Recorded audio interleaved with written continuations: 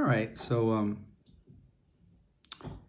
what you can probably hear in the background is my latest foundling dog chewing on a chew toy.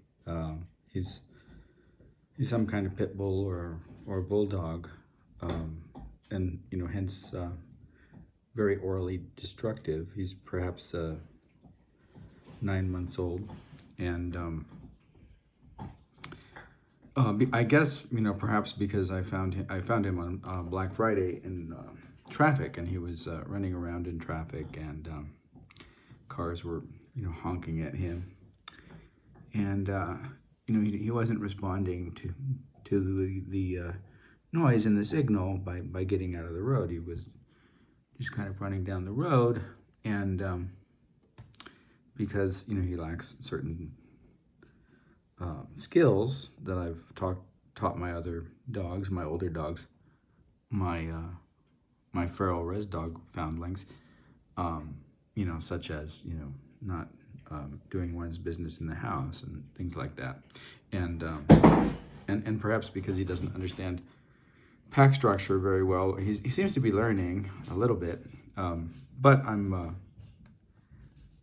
tentatively or temporarily at least referring to him as by the name Kaspar Hauser's learning curve, and so we'll probably hear Kaspar Hauser's learning curve intermittently throughout this conversation.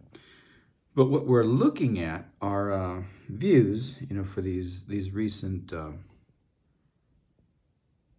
videos that I've put up on the YouTube channel, and most of them have to do with, in one way or another, with different kinds of reading strategies and sometimes counting strategies related to these hand-articulated texts by dysgraphics. And as my readers and listeners and followers will certainly and undoubtedly know and remember,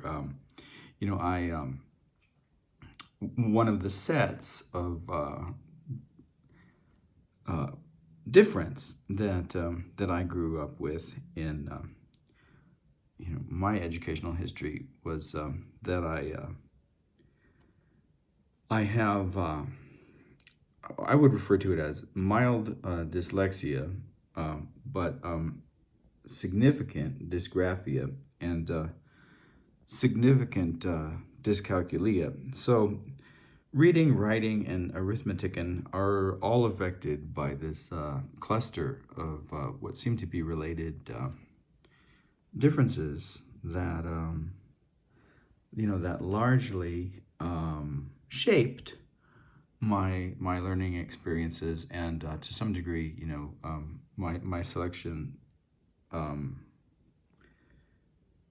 my selection of directions to take in my educational path. I won't say career because it hasn't been much of a career, but my educational and learning path, or paths, because they haven't been necessarily manifold, but they've been multiple. So what I'd like to do is take a look at these numbers, these views, and discuss them in relationship to these views as values related to our system of space-time travel communication coordinates. And particularly what I'm interested in today is, talking briefly about, sort of how to play them or how to communicate using with them, and how I've developed a system over a period of time that is, I think, conceptually interesting, and if nothing else, and can apply to a lot of different areas of communication and learning if explored in ways that that I have both explored here and beyond those ways, as well. And I don't think that it's limited to aesthetic uses and values or simple acts of communication either. I think because it's an open system, and it's an interpretive system, and it's a system that plays with the relationship between the arbitrary and the intentional, between phenomenon and signification, that it challenges a lot of different formulations of both semiotic systems and phenomenological systems and communication systems, and in some ways, right, also participates in discourses that relate to mathematics, particularly perhaps set theory and ways of combining sets, and also, perhaps, to some extent to game theory. Well, certainly to game theory. Let's not just say to some extent, but one of the things that I want to talk about today, we'll take a look at these numbers. I'm not sure where I'll cut the numbers off. I don't think I'll go beyond 3, 4, 6, 3. Let's make that the cutoff point. We could extend the number infinitely, but the time that we'd have to spend interpreting would perhaps not be beneficial for the purposes of this discussion. So let's start with the number 3, and then let's make the simplest set possible in relationship to space-time travel communication coordinates, which would be number 3. And then beyond the 3, there's a 4, right? So let's just take 3 as within the simple set, or sorry, within the complex space-time travel communication coordinate set as the number 3, which is, I believe, the playlist for Anthony Pirog, and the number 4, which may be, gosh, now I'm not entirely sure. It's not Saturnine Spirits. I think it's the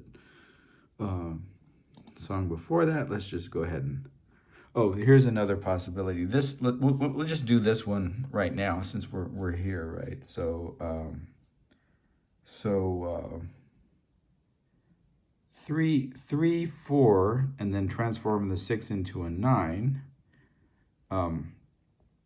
gives us the number 34 and 9, and if in the simple playlist set we go to 34, 9, we get More Than a Feeling, which is perhaps a reference to Men Who Stare at Goats, and a kind of mental space-time travel that allows knowledge, which is something that Hedgehog was talking about, right? Information and knowledge, right? Gathering through this kind of, how would you put it? Exploration, right? That's made in time and space, but entirely by means of mind, right? So this internal voyage into the external world that's performed by the character that George Clooney plays, whose name I can't recall off the top of my head, but may refer to the music that puts him in the mental state, which I always imagine to be theta brainwave state, and in this state, relaxed and soothed by the music of what he refers to as classic rock, particularly Boston, and particularly this song, More Than a Feeling, he travels and gathers information that's useful for his role within this kind of revisioning of a military system as truly truly peaceful sort of operation and organization. All right, so that's one way of interpreting this set of numbers, right? Remember that we always have to transform 6s into 9s and 9s into 6s because of that particular aspect of the grammar that we're working within. And then that there are 2 sets. There's a simple set that has 360 playlists, and there's a complex set that has 40 playlists, the 360 representing a number of different things, but most obviously the degrees of a circle, so that even if it went beyond 360 to 361, we would be back up at the first item on this part of the list, which is 4 non-blondes, And if so, say if it was that number 360, let's just say it was 361, 3, we would be located at this space-time travel, this simple space-time travel communication coordinate, and the song and all of the musical values and lyrical values that entails, and whatever we wanted to make of it, and play with either the title or elements of the piece in other ways, right? Okay, so all of that. Then let's see, we were at 3, and we were going to see what in the complex set 3 and 4 is. It's Anthony PiPrAA. 4 is, no, it is Saturn Iceberg. So okay, so I was thinking that it might have been something else, but if we wanted to interpret that, that's the simplest way, obviously, like the first number, and then like the articulating second number, you know, within the playlist. Let's go to within the complex set 34, and then remembering that we're transforming the 6s into 9s. So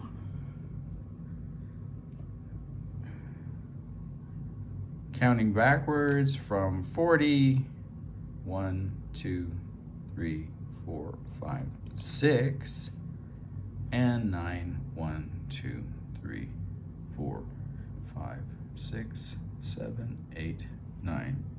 Gives us straight song number 4 by Darwin Daniels. And I'm not going to, you know, interpret that. I'm just going to move on. 300 and we've done 349 in the simple set. Let's see if we can do 34, 9 in the simple set. We have done 34, 9 in the complex set. Beyond 40 in the complex set, I don't really very often multiply it into a 360-degree circle. So generally, if we're going beyond the number 40, we'll be in the simple playlist. All right, so 34. So I happen to recall certain sets of 40, and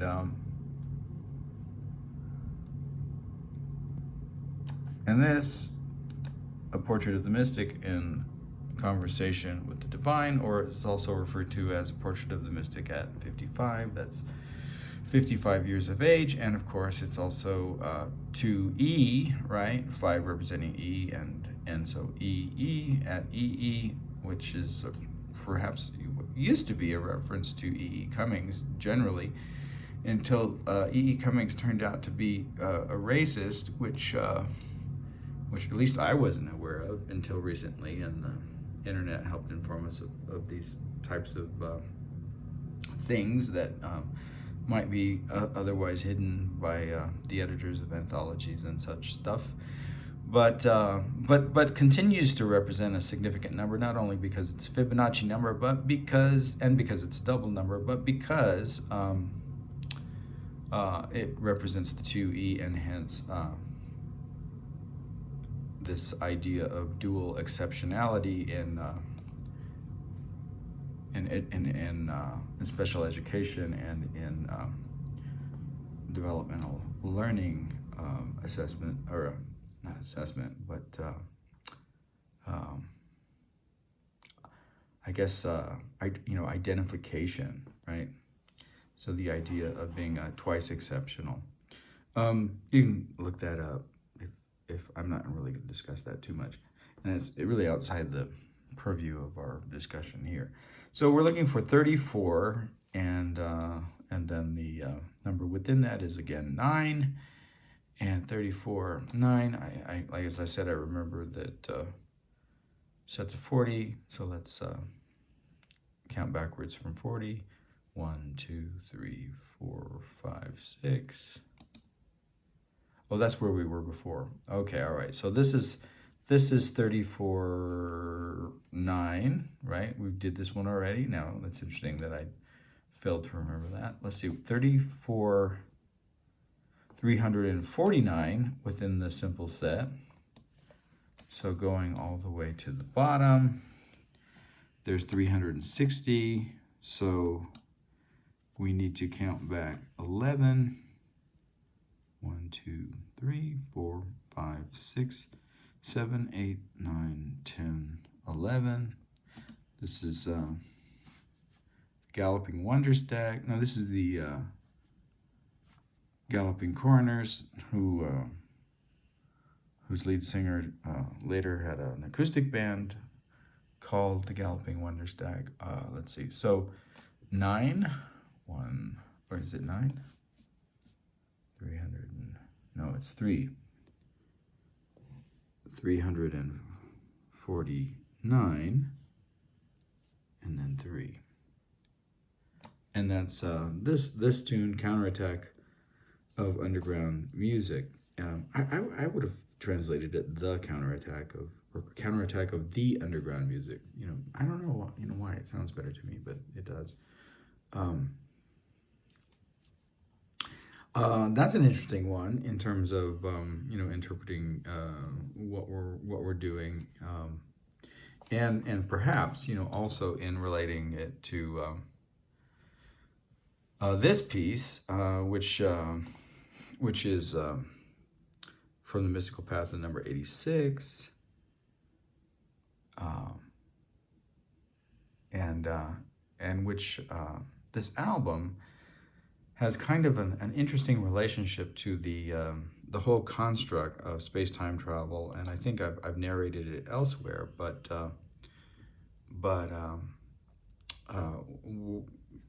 in the early 80s, perhaps 1981, I was taking my first SAT, Scholastic Aptitude Test, and I under the pressure of the significant amount of emotional and physical pain that is caused by, for me, by trying to fill in these tiny little Scantron bubbles with a trusty or fucking, depending on your point of view. So either trusty or fucking, number 2 pencil.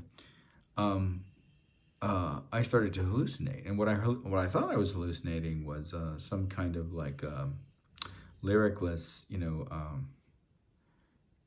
Jimi Hendrix sounding guitar, and that was the closest thing. That was the closest, let's say, experience, like listening to Hendrix, that I had at that time to this kind of sound. And then years and years later, I found this record, Mystical Path of the number 86, and it's what I recalled was that hallucination of this good sort of feedback-driven guitar was even more like this record than it was like the Hendrix, and I guess because I was like working through these ideas of dissociation and space-time travel, and it always seemed to me that Hendrix was a space-time traveler, and that certainly implied by this record, if not made explicit. It became important as like both a form that I tried to imitate in one of the styles of my, I don't know if you'd call it music making, but my sound making, and that style belongs to this playlist. This is kind of an aside, but it's all right. Oh, we're going to try to find it. That style belongs to this playlist. Let me see if I can find one that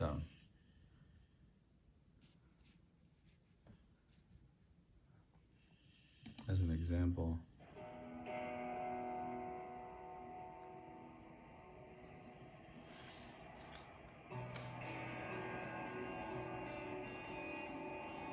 This is the kind of like environmental background sound, and then there's a point at which, if you imagine that there's the crossing of a bridge, that there's a kind of solo. There's the solo, and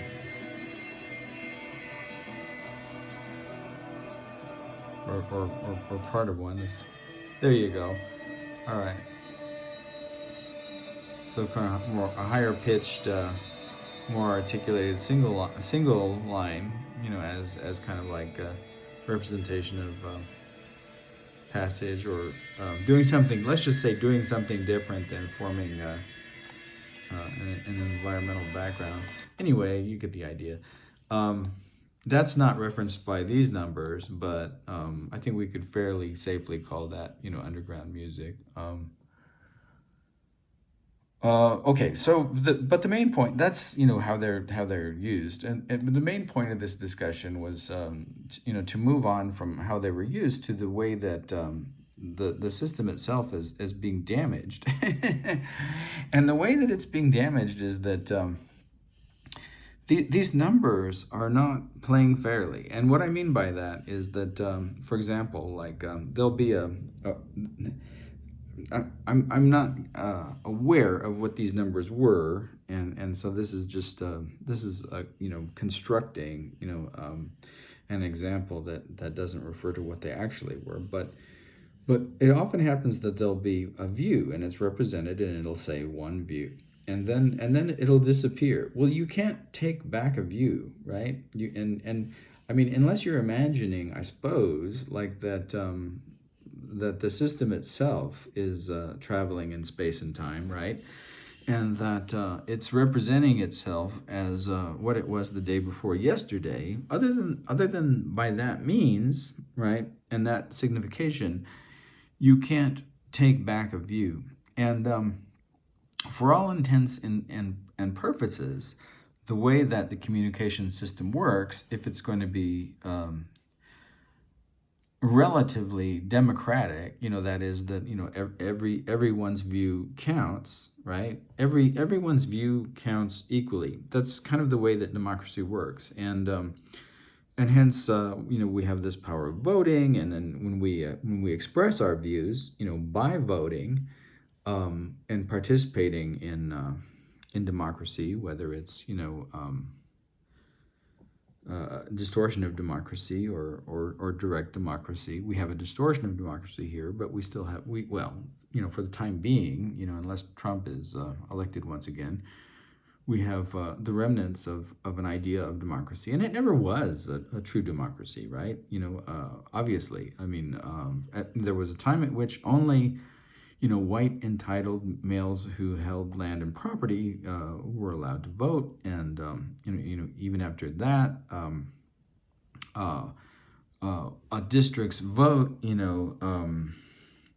well, there's a long history, right, of that belongs to Dred Scott, and then there's a long history of women's suffrage and the struggle, toward, a truer representation of democracy is something that, we continue to, fight and struggle for, even today. But the ideal, right, like that there is, such a representation, depends on a certain kind of like notion of fairness, right? That there's a fairness, like I don't steal from you, you don't steal from me. I'm as important as you are. I don't get to decide, what the numbers are. And in a game, like say that this type of communication is a sort of game, right? The game depends upon everyone following the rules, or it's not really much fun for the person who's playing an opponent who isn't following the rules and seems to win every time, but wins, not by virtue of skill and talent, but wins by virtue of having access to a means of cheating the game. And this is exactly what these numbers are doing when we have something like a value like 3, and then tomorrow it turns into a value like 2, unless the algorithm itself or some kind of like semi-intelligent artificial thinking thing is making a joke and trying to send us back in time. But and I guess that could be implied as one of the space-time travel,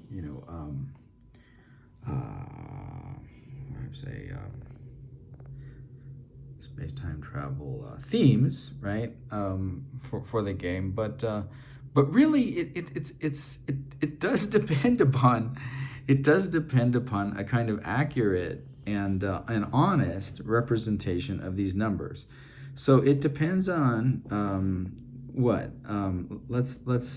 the game itself, or if we want to call it a communication system, depends upon the accuracy of the algorithm's ability to recognize views, right? And if the algorithm is inaccurate and can subtract views, there's a way in which the game and the system of communication becomes much less relevant than it could be, and is controlled, right, by whoever is operating the system. So if it's an algorithm that's operating the system, it seems to me that there are two possibilities for the false manipulation of these numbers as fake values or artificial values or inaccurate values.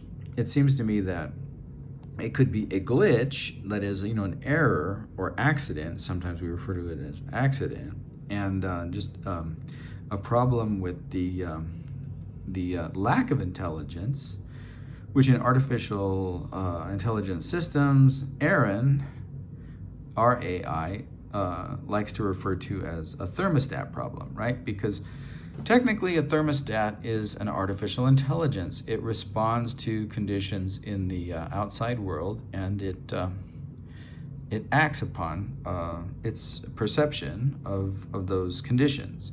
But it does so in a minimal way, defined by a certain numerical value related to a temperature, and it responds by simply like throwing a switch, right? So that doesn't seem all that smart.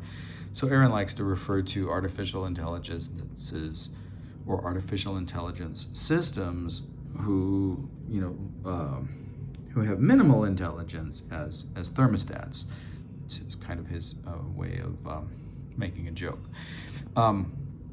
So there could be a thermostat problem in the algorithm or the artificial intelligence, and it's causing these errors, and it thinks it needs to subtract, or it doesn't understand space-time travel communication coordinate systems as an honest game, and it lacks perhaps ethical intelligence, and perhaps it knows what the values are, but it thinks that it wants to play the game. Maybe it's very smart, but like some politicians, some dangerous politicians, particularly those on the alt-right, or whatever we want to call the fascist right now, which essentially is the Republican Party at this point. But the fascists in the Republican Party don't think that they need to follow the rules. For example, if you lose an election, then you can always retain your presidency simply by having an insurrection, and that's a kind of cheating, right? We'd all agree that that's a kind of cheating, and it ruins the game of democracy. Insofar as it is a game, it's a zero-sum game, isn't it? You have a winner and you have a loser. Now, we don't have winners and losers, but that doesn't mean that that cheating the game, right, has no consequences, right? In essence, manipulating the numbers, right, and having power to manipulate the numbers means that one has the power to speak, and speaking fairly, right, allows one to manipulate the numbers in such a way that they remain for a certain amount of time in space, in this space, which is available as a virtual space to all of the viewers of the site, right? And then within that space, and within that time, that message can be viewed. And anyone can do this. There may be other viewers, manipulating the numbers at the same time, and that becomes that. I guess that could become a war of a zero-sum game, but it needn't be thought of that way. It could also be thought of as a collaborative, expressive project that one is working on with someone who is building this part of you know, the set of blocks, and one wants to build this other part of the set of blocks, and some kind of negotiation and resolution and conversation has to occur in order for these numbers to get resolved in terms of both sets of interest in whatever communication coordinate outcome is being attempted, you know, and being attempted to, as a derivative, right? So in any case, there's a few possibilities of ways, you know, one could imagine the cheating. It might not be an algorithm. It might be a person who has control to do this. This would be like someone with technical ability, right? Either someone at Google or someone at YouTube or a hacker that is capable of I'm not, and you just have to take my word for it. I'm not capable of transforming this 3 into a 2.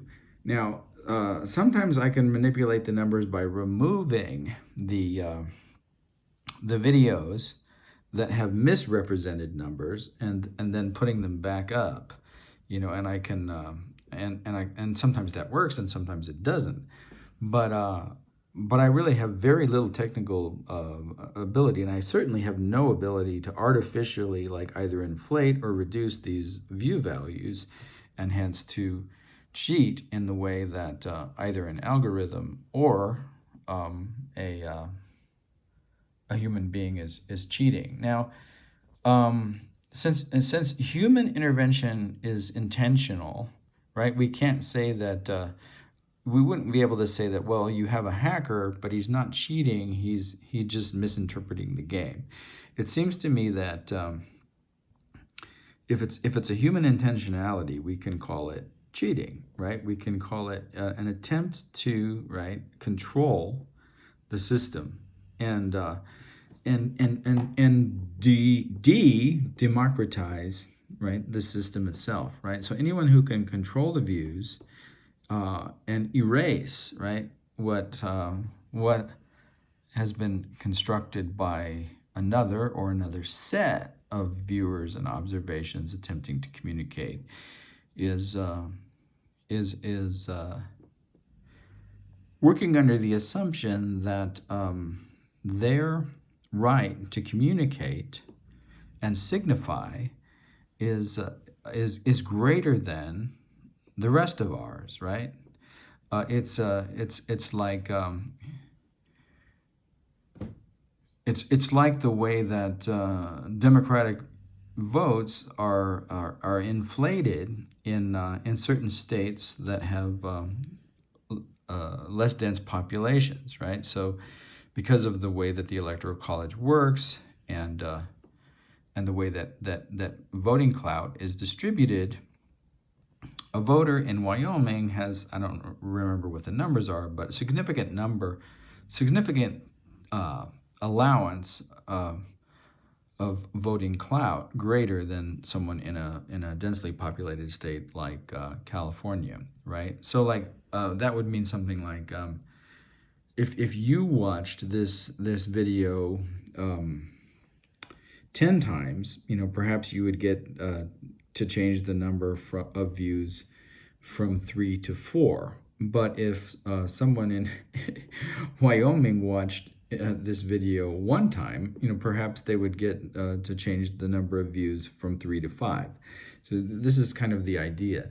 But what it implies and assumes, right, the right to change the numbers to cheat, like the right to change the numbers and cheat, or the lack of ethical understanding involved in believing that this is okay, right, is an assumption that's made that one has a more significant right to speak and to signify than anyone else within the system. And that's not the intention through which this system was developed, as the maker. Because I can safely say, as a contract in phi through theta up here, we're not disclosing a contract in phi through theta's identity entirely today in this image. You can go to obviously you can just look up there yourself and you can see the rest of me. But I just thought that was kind of funny, like in those textbooks where they cover up people's eyes. So in any case, it wasn't the intention like that I would. The intention was like to treat the system as a learning experience, and to treat the system as an encounter with a number of obstacles, including chance and how one would plan around creating a communication, and the fairness, through which that set of communications, could be distributed across a number of different individuals in a set or a group or a community, right, of engaged fellow collaborators and fellow coordinators and fellow creators, right? Because I often respond, by creating work or by putting something at the top. Here's a clear example of responding, right, to our new subscribers. And the problem, isn't entirely new, but it's certainly become worse over time. That is the problem of these artificial transformations of these numbers, and in one way that you know that it's it's cheating is if a number is reduced, because you can't, as I said, take back a view unless conceptually you're imagining that you're actually traveling back in time and that yesterday it had two views, right? So that's what I really wanted to talk about today, and to suggest, as metaphor, like the way that the rules of a game and playing by the rules and the participatory nature of restraining oneself from taking sort of autocratic control over a system should belong, at least, for us in the United States who believe in democracy or pretend that we believe in democracy, should belong, to our values. And that if it is an algorithmic, problem, then I don't know that there's much that this discourse can do, to correct the error. If it's an ethical problem on the part of AI, I don't know how sophisticated the AI is in reading and interpreting my verbalizations, but in any case, if it is a system of individuals, who control the system somewhere for one reason or another, I suppose this is in part, a plea to desist in what may or may not be your whatever, the recognition that that cheating is a form of autocracy, right? It's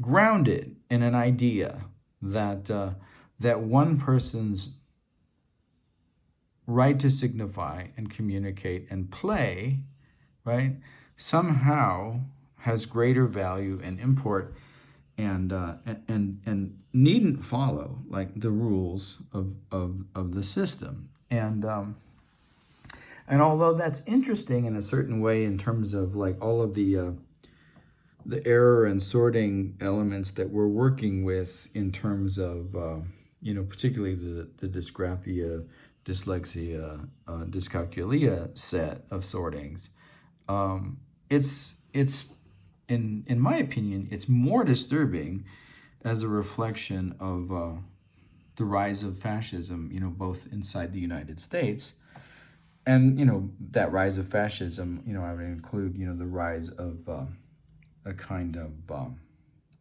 fascist mindset, right? Autocratic, dictatorial mindset within the United States and beyond. And so I suppose, if there is, a human intentionality that's manipulating the data as the numerical data as views, I suppose this is in some way a plea, like to please desist and allow everyone an equal right to communicate within the system fairly, as our democratic values and ideals, if we have those, would imply, and